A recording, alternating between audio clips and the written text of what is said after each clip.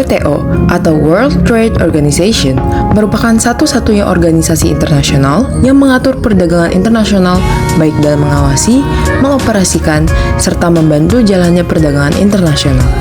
Organisasi ini terbentuk sejak tahun 1995 dan berjalan berdasarkan dan disepakati oleh sejumlah besar negara di dunia.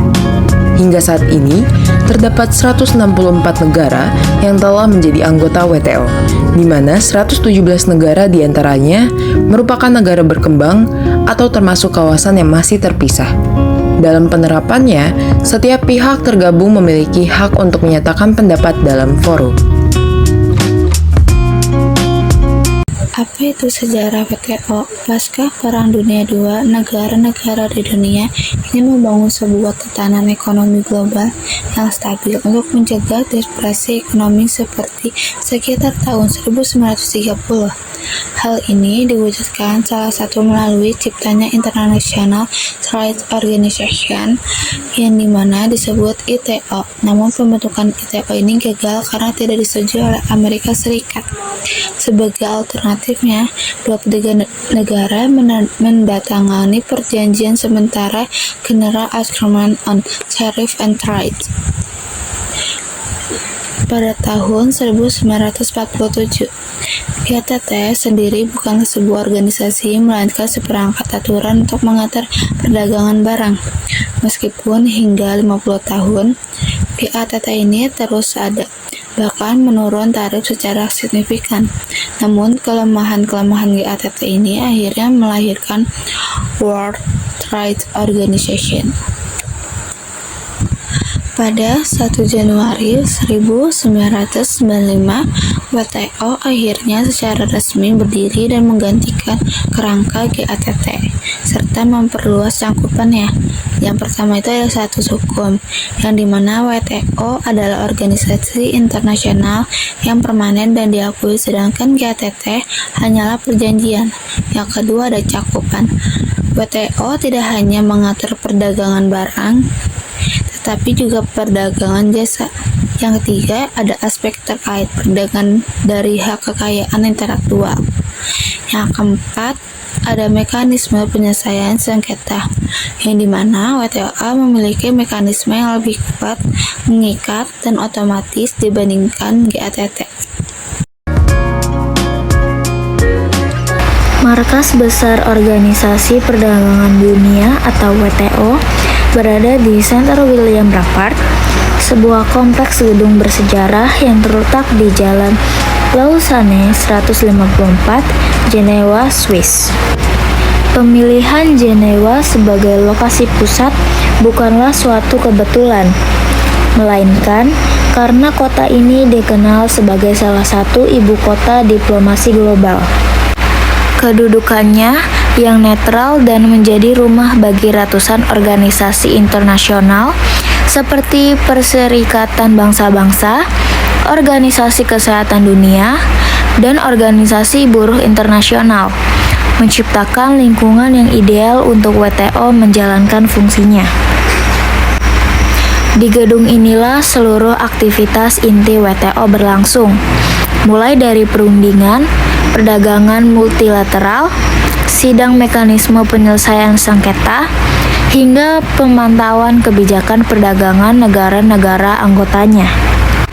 Center William Rappard sendiri awalnya dibangun untuk Organisasi Perburuhan Internasional pada tahun 1923 dan sejak 1975 digunakan oleh pendahulu WTO yaitu GATT.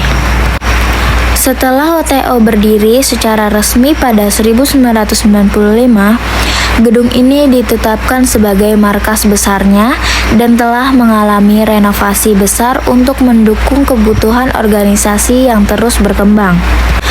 Dengan demikian, pusat WTO di Jenewa tidak hanya berperan sebagai kantor administratif, tetapi juga sebagai jantung dari governance sistem perdagangan global. 4. Tujuan dan tugas. Tujuan WTO adalah hasil akhir yang ingin dicapai melalui pelaksanaan tugas-tugas di atas. Tujuan-tujuan ini tercermin dalam pembukaan perjanjian Marrakesh yang mendirikan WTO. 1. Meningkatkan standar hidup dan pendapatan. Dengan menciptakan sistem perdagangan yang lancar dan adil, WTO bertujuan untuk mendorong pertumbuhan ekonomi yang pada akhirnya akan meningkatkan standar hidup dan pendapatan nyata masyarakat di seluruh dunia. 2. Mencapai tingkat lapangan kerja penuh atau full employment. Perdagangan yang berkembang merangsang pertumbuhan sektor-sektor ekonomi yang menciptakan lebih banyak lapangan kerja. 3. Meningkatkan produksi dan perdagangan barang dan jasa. Tujuan utama adalah fasilitasi peningkatan volume produksi dan perdagangan secara global dengan mengurangi atau menghilangkan hambatan. 4. Memastikan pembangunan berkelanjutan atau sustainable development. WTO mengakui pentingnya menggunakan sumber daya dunia secara optimal demi pembangunan berkelanjutan, serta melindungi dan melestarikan lingkungan. Hal ini tercermin dalam perjanjian-perjanjiannya yang memungkinkan negara anggota mengambil langkah untuk melindungi lingkungan. 5. Melindungi dan melestarikan lingkungan. Ini adalah penjabaran dari tujuan pembangunan berkelanjutan. WTO bertujuan untuk memastikan bahwa liberalisasi perdagangan tidak mengorbankan lingkungan. 6. Meningkatkan bagian negara-negara berkembang dalam perdagangan dunia. WTO secara khusus mengakui kebutuhan negara-negara berkembang, terutama yang paling terbelakang, LDCs. Tujuannya adalah memastikan mereka mendapat bagian yang adil dalam pertumbuhan perdagangan dunia, termasuk melalui perlakuan khusus dan berbeda, special and differential treatment, yang memberikan fleksibilitas dan keuntungan lebih kepada mereka.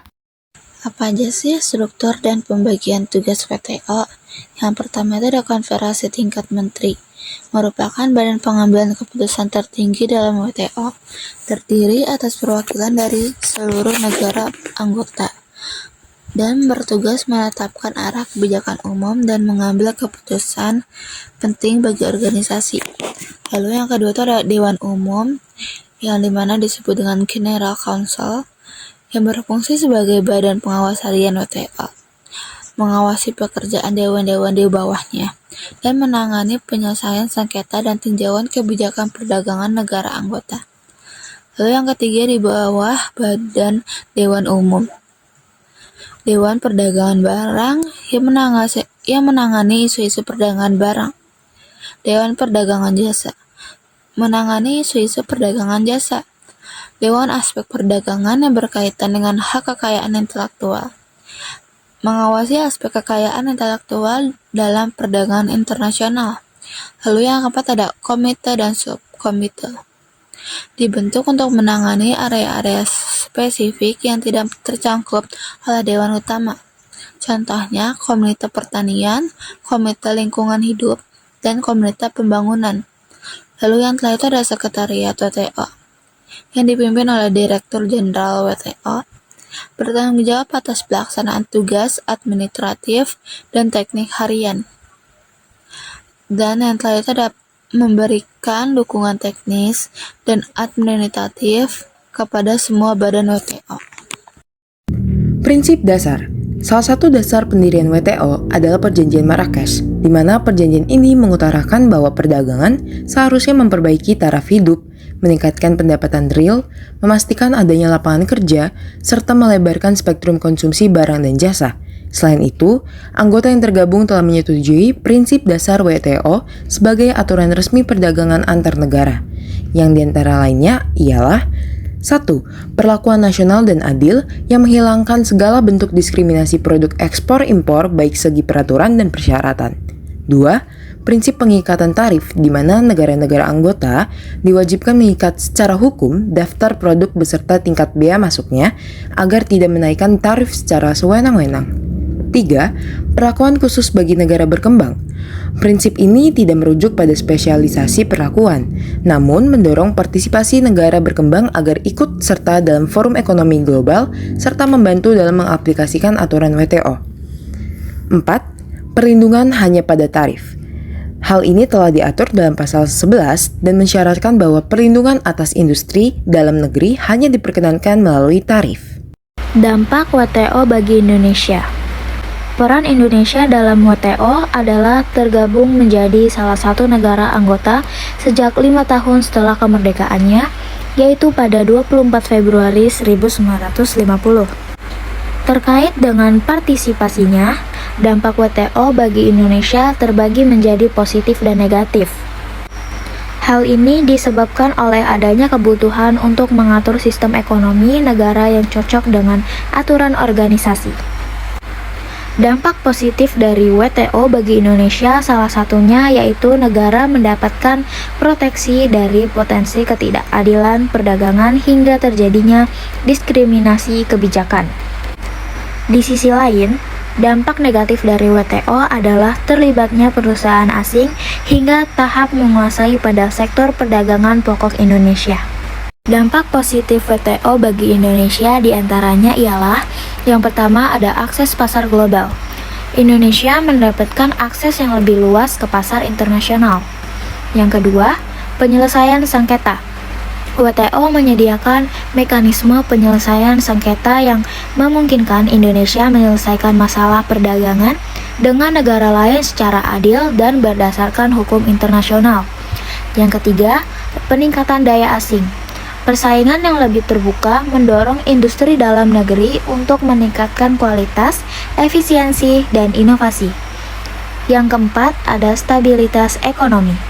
WTO menciptakan aturan yang jelas dan konsisten, memberikan prediktabilitas dan stabilitas dalam perdagangan internasional bagi eksportir dan importir. Selain itu, terdapat dampak negatif dari WTO untuk Indonesia, yaitu yang pertama ada persaingan ketat. Membanjirnya produk asing yang lebih kompetitif dapat mengancam dan menyulitkan industri lokal untuk bersaing. Bahkan berpotensi dikuasai oleh perusahaan asing, terutama di sektor-sektor strategis. Yang kedua ada standarisasi yang menyulitkan. Standar internasional yang ditetapkan oleh WTO bisa menjadi beban dan tantangan bagi industri Indonesia untuk memenuhi persyaratan tersebut. Dan yang terakhir ada kerentanan pasar. Keterbukaan pasar dapat membuat industri domestik rentan terhadap fluktuasi harga dan persaingan internasional yang tidak sehat. Sidang WTO adalah forum resmi Organisasi Perdagangan Dunia yang menjadi wahana bagi seluruh negara anggota untuk merundingkan dan menetapkan aturan sistem perdagangan global.